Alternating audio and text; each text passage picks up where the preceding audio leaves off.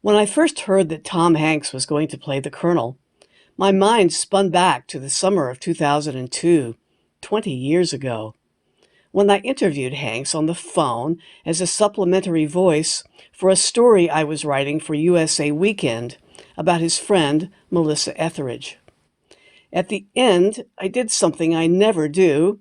I made a softball pitch to him as Tom Hanks, the producer. 6 years earlier, he had made That Thing You Do, about a fictional pop band, is his directorial debut.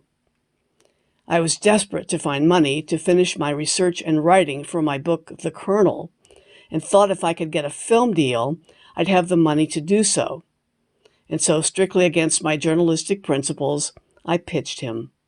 But oh, so subtly, maybe too subtly, looking back.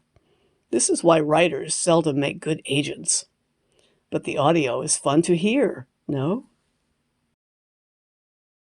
I think of you often, actually, because of That Thing You Do, because I am finishing a book that I've been working on for 5 years, which is a biography of Colonel Tom Parker. Wow, how are you going to find out that stuff? I did. It cost me $200,000. Oh, that's an amazing. That will be a fascinating story. It really, truly is. Is it scary? It's so creepy. Yeah, it is creepy. It's so creepy.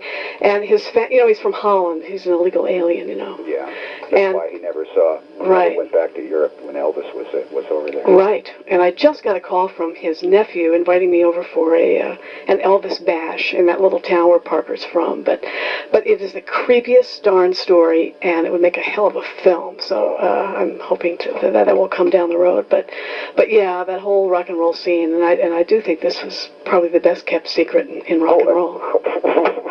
Without a doubt. I mean, it's amazing. Nobody ever decided to part the curtain and pay no attention to the man behind the curtain kind of thing. Well, I didn't think it was gettable. I mean, I just didn't think the story. This is what I'm surprised at. Yeah. I can't imagine that anybody would be talking about such a thing. Well, most everybody's dead also, and those who weren't dead were afraid to talk about him. I mean, a lot of people really knew him, but it's really incredible. Wow. Yeah.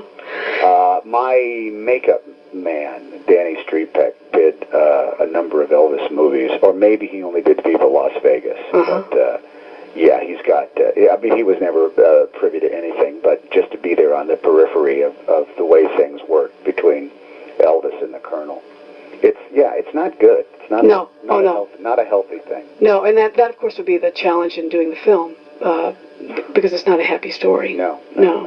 Any recommendation of an agent for that? Well, I'm with CAA. Yes. I don't Actually, know. I am too, but they haven't. Oh, well, then what? You mean they're not working? Well, they haven't really. They're not knocking I think that doesn't quite understand the depth of the story, so I need to have another chat with her. I think that would be fascinating. Yeah. But I don't know anything about the literary side of it. Yeah. You're a sweetheart to do this. Happy to do it. Thank you so much. Take care. Bye-bye. Bye-bye.